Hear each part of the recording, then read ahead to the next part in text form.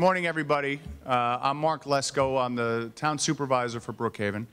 And before we get started, I'd ask everybody to please rise and let's say the Pledge of Allegiance. The flag's behind the screens. I pledge allegiance to the flag of the United States of America and to the republic for which it stands, one nation, under God, indivisible, with liberty and justice for all. If you could remain standing, please, and if we could observe a moment of silence and keep in your thoughts and prayers our servicemen and women who are protecting our liberty overseas.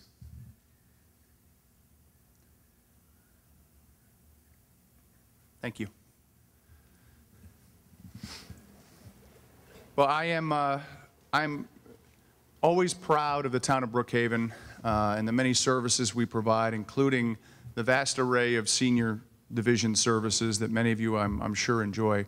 But I'm probably most proud today of our air conditioning system. It's glad to be inside, and I was outside earlier. But we're overjoyed to be your host here today.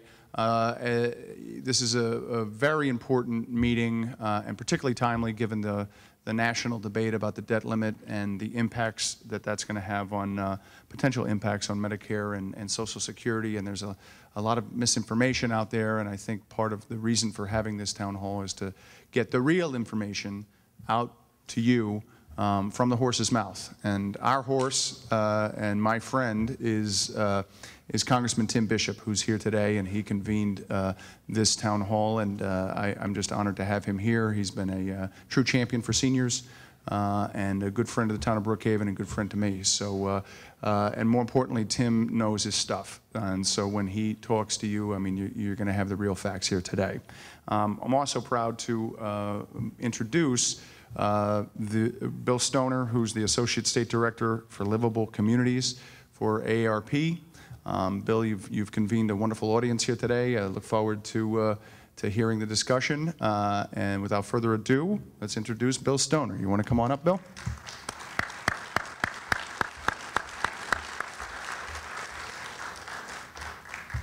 Great. Thank you, Supervisor, for hosting today. It's what a great facility we have here in the town of Brookhaven. I am Will Stoner. I'm the Associate State Director for Livable Communities at AARP, and I am a Congressional District 1 resident. I live in Mount Sinai. My office does happen to be in Manhattan. Thankfully, my boss realizes that my car makes a better office, so she has me running all over Long Island, Brooklyn, Queens, Westchester, and the rest of New York State, wherever they need me on mobility issues and housing issues. But I want to thank the supervisor and his entire staff for the assistance with setting this up today and making it as seamless as possible. For having almost 300 people in the room, I think everything ran quite smoothly so far. Also want to thank the Congressman and his staff for taking the time to work with AARP to bring the facts and give the inside scoop to our members so they know exactly what's being discussed in Washington, D.C. I would be remiss if I didn't thank my colleagues in the New York office, the manager of communications, Lucy DeHaan, my manager, Beth Finkel, grassroots and advocacy, Chris Widello, Christine Deska, and volunteers. They are the crux of AARP. They are the reason we are so successful in making social change in our communities and making sure that people get the information they need. And we have several volunteers here today I'd like to thank. We have Eileen Feldman, Nancy Tegens, Alan Dworkin, Kay McDaniel, Rochelle Osley, Barry Luna, and Karen Chelson. Volunteers really make AARP work. We have almost 40 million members across the country. And we have 2.5 million members in New York. I'm one person that covers that whole region you just heard about. So they actually help me go exponential. They help me get the work done and make sure that we give the attention to our members that is absolutely necessary and that I know that you deserve. So thank you. We're also joined today with one of our interns, Laura, who is a Master of Social Work and helping us out. They are very helpful in the office and doing a great deal of the heavy lifting sometimes. You saw these signs. I just have to make a public announcement. We are being videotaped. There will be some photography happening, so please, no funny faces. All right, just seeing if anyone's paying attention. So it is being recorded. It's just a public announcement, and of course News 12 is here, so it's absolutely being recorded.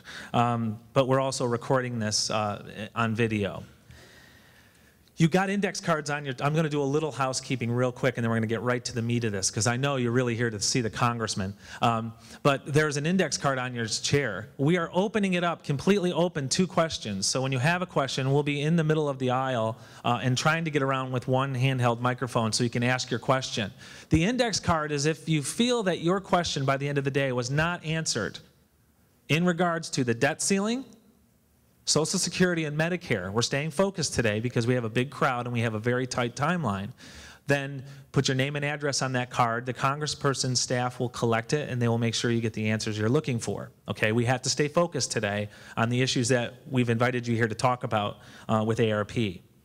You're going to hear a little bit more from me at the very end of this presentation and this town hall meeting inside scoop about opportunities to engage some of your neighbors, other Long Islanders, people across the country in actions to make sure that we can push back on these cuts to Social Security and Medicare. So you'll hear more from me in a moment, but I just want to introduce Peter Hansen is our Congressional District 1 coordinator, which means he is our top-level volunteer in this district. He helps me stay connected as connected as possible to the congressman's office to make sure we're conveying the issues that are critical to the 50-plus population, AARP issues. So he's my counterpart. He's I'm not seeing him right now, though. Where are you? Oh, see, he's hiding to my right. That shows I should be looking around the crowd a little bit more to see who's here and where they're at. But Peter Hansen is going to talk a little bit about the issues and set it up to give you an idea of exactly where AARP is coming from on these issues and set the stage for today's conversation. And then after Peter, Chris Wadello, my colleague, is going to come up and do a quick PowerPoint presentation. You have those nice remotes in your hand. We didn't have enough for the entire crowd, but if you have one, you'll be asked to vote, and it'll be a pretty good sampling of the group. It will not work on your television, so don't take it with you when you leave. Please leave it with us. It won't do you any, it won't even open your garage, I promise you. So please make sure you leave them with us. They're very expensive, but we wanted to share this with the group today. You're going to see real-time voting on some issues that AARP is talking about within this conversation. And then, of course, it's going to be a great segue for an hour, a full hour with the congressman to talk about the issues that you want to hear about today. And then I'll do that 5-minute quick closing at the end and ask you to take some actions. So without further ado, Peter Hansen, and thank you, Peter, for coming today and being such an excellent volunteer. Thank you.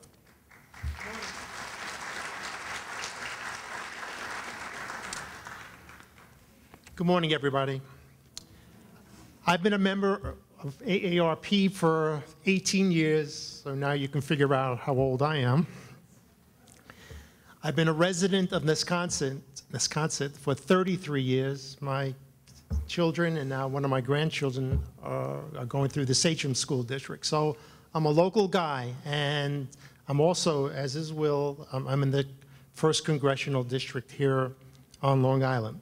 So thanks you very much for being here today. AARP has been fighting for many years to protect and strengthen Social Security and Medicare. And now we've got a fight on our hands right now in Washington, which is what I want to talk about. But first, let me ask, how many of you depend on Medicare and Social Security? Raise your hands, please. Huge majority. Thank you. How many of you hope these programs stay strong, not only for today's seniors, but for young people and future generations? Please, again, huge majority. Thank you. The good news is that most Americans feel the same way. But here's something a lot of people are finding out. Congress is considering cuts to Social Security and Medicare as part of a deal to pay the nation's bills. We want people to know that these bad ideas are on the table, and we want our elected officials to drop them. So, in a little while, when you get a chance to ask questions of Congressman Bishop, please take advantage of it this time. These cuts could dramatically increase your health care bills and even reduce your Social Security checks. I think I have your attention. I'm talking about a direct hit on seniors today and a direct hit on our children and grandchildren. These cuts would be arbitrary, and they hit across the board. They are unfair, and they are risky. Why do I say they're unfair? Because you've earned, me too, your benefits over a lifetime of hard work, a lifetime of paying taxes, of giving back to your communities, of raising kids and sending them off to college, and trying to set aside a little something for your own future. Washington shouldn't just change the rules on people who played by the rules their entire lives. Americans are already paying thousands of dollars a year for health care, and it costs more every time you turn around. Instead of reducing the benefits you've earned, Congress should be attacking the real culprits, including waste, fraud, and unnecessary government spending. For example, why is the government doling out more than $200 million in tobacco subsidies? Why are taxpayers being charged more than $2 million because the Department of Energy can't remember to turn its lights off? It should be plugging up loopholes and other breaks in the tax code that are costing the federal government roughly $1 trillion a year. You've got pens, little pieces of paper. I'd like you to write down three numbers. 78,000,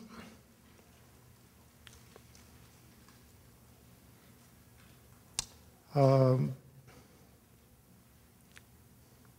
24,000, and 3,100. And now I'll tell you what these numbers mean. 78,000 households with incomes between $211,000 and $533,000 will not pay a dime this year in taxes, federal taxes. 24,000 filers with incomes between $533,000 and $2.2 million will pay zero. 3,100 with incomes over $2.2 million will pay nada. So just digest that and think about loopholes. Those are all legal figures, and these people took advantage of tax loopholes, legally, legitimately. Perhaps most of all, Congress should work harder to tackle ever-increasing health care and prescription drug costs, not just in Medicare, but the entire health care system. Instead of attacking Social Security and Medicare, Congress should make them stronger. That's what the American people want, and I believe that's what you want. How would these proposed cuts do harm? The fact is that they would push down living standards of people right here in this room. It seems like some in Washington forget that budgets aren't just about numbers. They affect people's lives. These decisions in Congress could determine whether you can afford to go to the doctor or the hospital or even pay for medicine you need to stay healthy. And to be very clear, I'm not just talking about lower income seniors for whom these programs are a lifeline. I'm talking about middle class people. If you think health care costs a lot now, just wait to see how much it would cost if we let these cuts take effect. Across-the-board cuts could deny older Americans services that let them live independently in their own homes. Arbitrary, across-the-board cuts to Social Security and Medicare could take an even bigger bite as time passes. They would add to the burden millions of families face just to keep up with their bills each month. Now, I'm sure you care about the deficit and the debt. I think we all do. But there's a right way to fix it, and there's a wrong way. Yes, Congress needs to make some tough decisions. but they should be responsible decisions. They shouldn't hurt seniors. Let's keep our priorities straight. We want to be a country that honors its commitments to people who earn their benefits. A country where people can not only achieve the American dream, but can hold on to it till the end of their lives. Social Security and Medicare embody our commitments to each other, to our families, across generations. We believe that people should be able to count on the benefits they have earned and to be protected from an old age of misery and deprivation after a lifetime of paying their dues. These programs work. They work for all of us. By helping older Americans live in dignity and independence, they take pressure off young people. That's good for entire families. AARP gets it. We understand what Social Security and Medicare mean to older Americans and their loved ones. And I pledge to you that AARP will do everything in its power to protect your earned benefits from deals that would harm them and hurt you.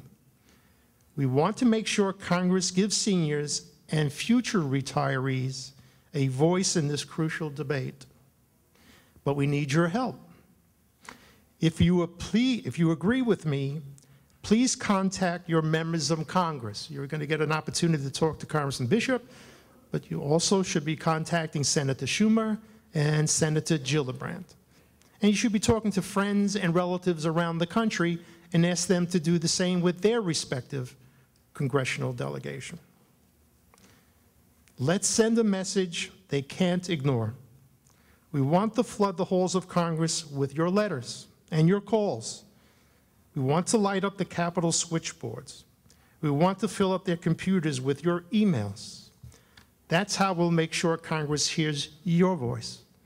And they need to hear it now. We can't just let these cuts slip on through in some political deal. We need to remind lawmakers this is about real people, not just some numbers on a piece of paper. People who care about Social Security and Medicare. That's everybody in this room. People who vote. Seniors vote. Take advantage of your vote. If you don't think it doesn't count, Congressman Bishop won probably the closest election in the country, congressional election. Each vote counts. So let's start working together and make sure these harmful cuts never happen.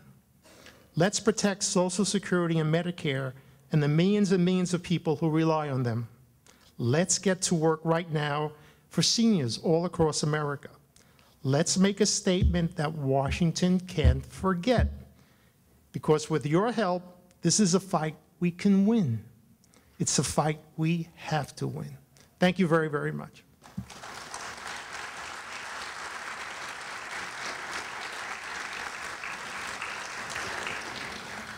Okay, we're going to have a little bit of fun here. Who has one of these blue remotes in their hand? If you have it, just raise it up. Okay, this is the part of the program where we're going to use this polling system. It's an anonymous polling system. It's not coded to you. We're not tracking how you vote. But it's a good way for us in a large crowd to try to register just some opinions and some feelings, a little straw poll. Please, please, please do not leave with these. These are very expensive, and we'd like to have them for the next time. If you did not get one, we apologize. We have a limited number of these, and we were just very happy to have a large crowd, but unfortunately we cannot. We don't have another 100 to hand out. So there's a PowerPoint presentation. Hopefully you can see it. If not, I will try to read this things out loud. Yes? Oh, sure. I was going to get to that. My name's Chris Widello. I'm the Associate State Director for Advocacy. I'm based out of Albany, New York, but I'm happy to be here on Long Island to do this little drill with you all. And one of the, AARP does a lot of polling. We do a lot of informal, formal polling. This is more of an informal style polling to sort of get the temperature of people in the room. So it's a PowerPoint presentation, and I'll be flipping through some slides. And at different times, I'm going to ask you to cast a vote. And basically, the numbers or letters here on your controller correspond with an answer that you can give on the screen. If you hit 1 but you meant 2, it's fine. Just push the whatever your last entry is the one that will be recorded. And then it will display an overall percentage of who voted for what. So it's, you know, don't worry if you didn't get your vote captured. It's more of just an opportunity to see, you know, the viewpoints of folks in the audience and where yours match up against others. And it's anonymous, so be honest, and that's, you know, it's always helpful. It's stuff that internally we use to look over and get a sense of how people here in Congressional District 1 feel about certain issues. That's who I am. So just a couple things about Social Security in New York, just to kick things off. Social Security pumps $3.6 billion into New York's economy every single month. That's a big number. It's an important part not only to financial security for individuals, but Social Security means a lot to New York and the way, you know, the finances here of the state. It lifts people from poverty. In 2008, it kept almost 36% of older Americans out of poverty. In New York, about 32.1% of the state's 65-plus population were kept out of poverty because of Social Security. Social Security is a foundation of retirement. It makes up 50% or more of a family's income for about 47.9% of New Yorkers. And many New Yorkers would have almost no income without Social Security. It makes up 90% of a family's income for more than 23.5% of New Yorkers 65 and older. So now here's a few test questions that we're going to use with the controller. So if you get ready, again, it's anonymous. You're just going to enter a number, and it's going to display the results as we go along. Gender. If you're a male, press 1. If you're female, press 2. And if you're not sure today, press 3. We get a few 3s, don't worry. I apologize if you can't see the screen over this side, but it was just meant to be sort of a little warm up here. So you can see in the top right-hand corner, if you voted, the count is going on in the top right-hand corner of the screen. I'm going to cast my vote.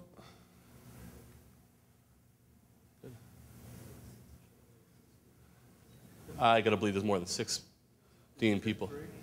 Yeah. So in the number you last push will display. All right, well, we'll go, oh, okay. So we've had up here 170 responses. All right, we're going to close the poll. So in the room, we have 56% of you are female and 44% of you are male. And we have 0 that selected 3. Your age, if you could pick your age range. 1, if you're between 18 and 25. 2, if you're between 26 and 35. 3, between 35 and 49. 4, if you're between 50 and 65, and if you're 65 and older, please press 5. Okay, wow, okay, it's going up there. That's the number of people that have responded. All right, I'm going to close this poll. Don't worry if you didn't get a chance to vote. Okay, 69% of the people here in the room today are 65 and older. The next breakdown is those who are 50 to 65 are 30%, and then we have some small amounts that are under 50 years old. Employment status. Number 1, if you're employed. 2, if you're unemployed. 3, if you're fully retired and enjoying your retirement. 4, if you're semi-retired. And 5, if you have a different status that's not represented here.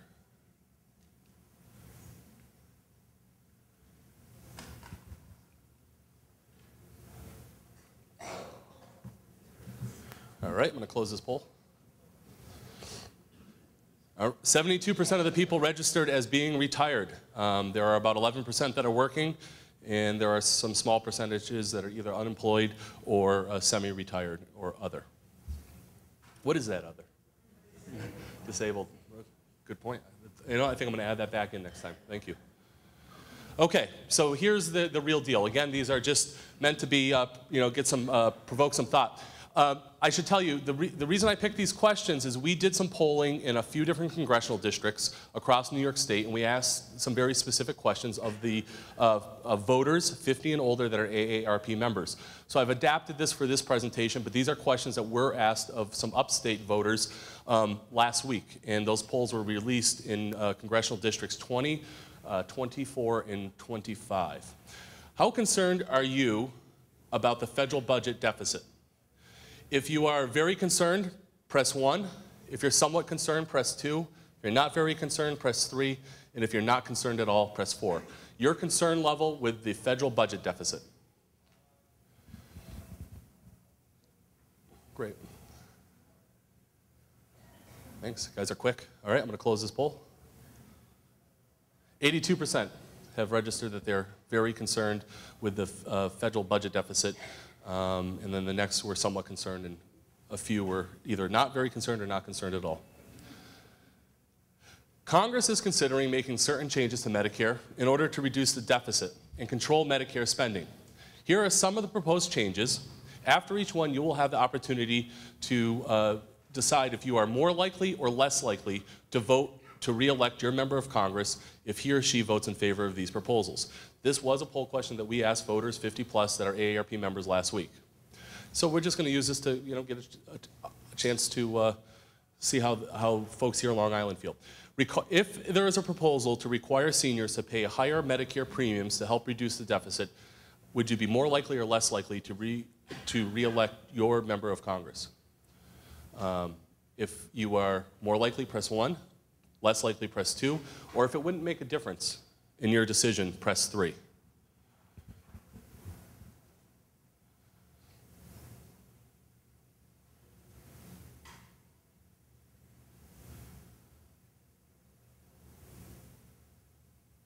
Okay, I'm going to close the poll.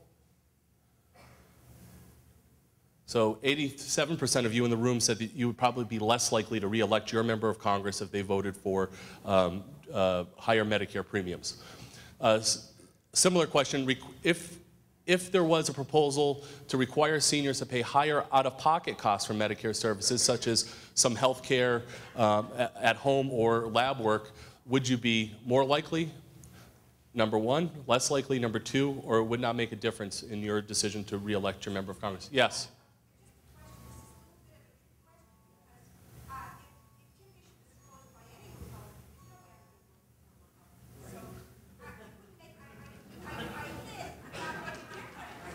Okay.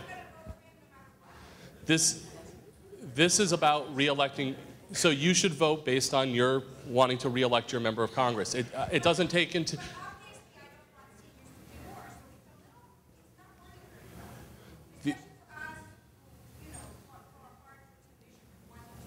This is a very informal poll that we're just trying to get some attitudes and opinions. It's not meant to, I'm not taking this and we're not using this beyond just for our own entertainment here. Higher out-of-pocket costs for home health and lab work. More likely, less likely, or would not make a difference? Well, I will say to you this, that there are, clearly there are members of Congress that have voted to make cuts to Medicare and Social Security. So they must feel that there are constituents out there that would support that. It may not be here or it may not be, but it does exist. So I think it's just a, I think it is a credible question, but I do appreciate you raising it. I'm going to close that poll. 88% said they would be less likely to vote for their member, to re-elect their member of Congress. And again, we did this all over New York State. I'm going to skip a couple of these. Similar question, would you be more likely or less likely to vote to re-elect your member of Congress if he or she supports cutting Social Security to help reduce the deficit, or would it make no difference? 1 if more likely, 2 if less likely, or 3 if would not make a difference? But this one's about Social Security, the last one was about Medicare.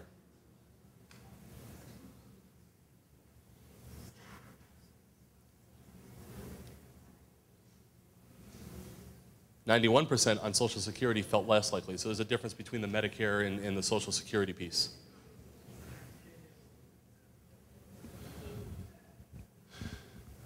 There is a current proposal in Congress to change the calculation for the Social Security cost of living adjustment, known as the COLA, to help reduce the deficit. This change would permanently reduce seniors' annual COLA immediately. Do you favor or oppose proposals that would reduce the COLA?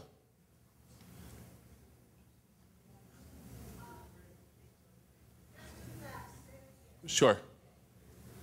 Do you favor or oppose proposals that would reduce the Social Security cost of living adjustment, known as the COLA? Well, it exists, it just hasn't kicked in this year. Yep.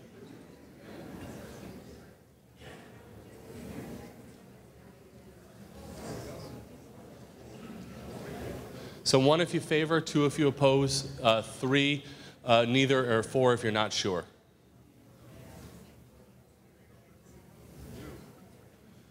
So 98% of folks here in the room oppose eliminating the COLA. 1% favored. That's it.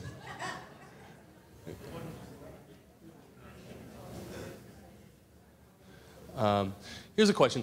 Do you believe Social Security and Medicare need major changes, minor changes, or no changes to be there for future generations? Your attitudes about the future of Social Security. 1 if you think it needs major changes, 2 if you believe Social Security needs minor changes, 3 if you believe Social Security does not need any changes, or if you're not sure.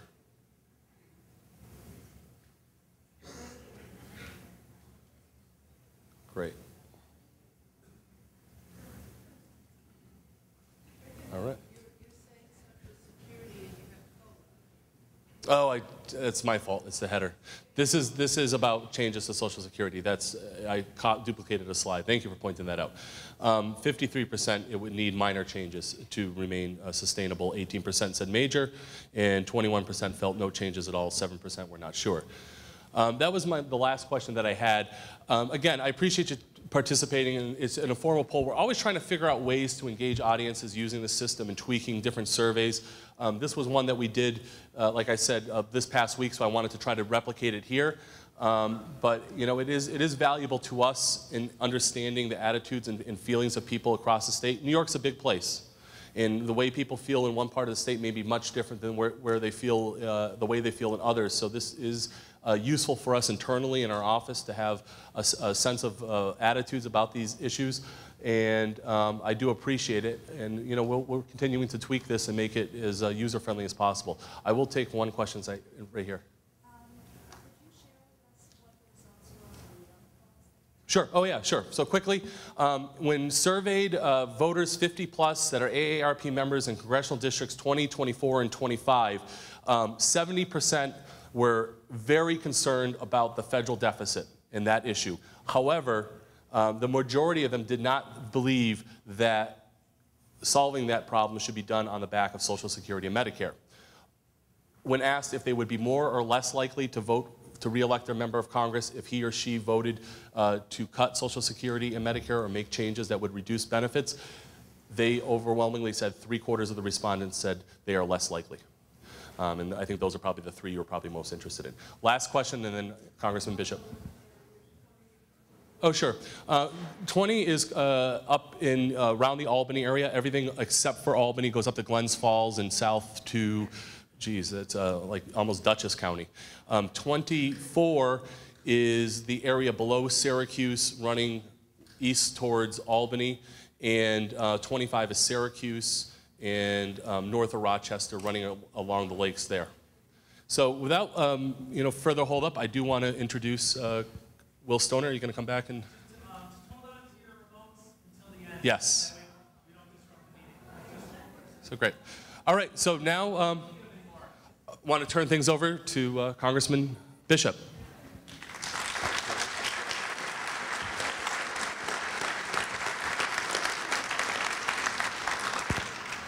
Well, thank you very much. It's a pleasure to be with all of you. And I know Will told you that you were going to get a full hour with me. As W.C. Fields would have said, that's first prize. Second prize is 2 hours with me. So, hopefully in the next hour, I will be able to both provide you with a factual basis for the discussion that's taking place in Washington. And then I want to kind of go through that as quickly as I can so that I have time to try to answer as many questions as you have. So let me start with three things. One, and by the way, I am going to use words like Republican and Democrat.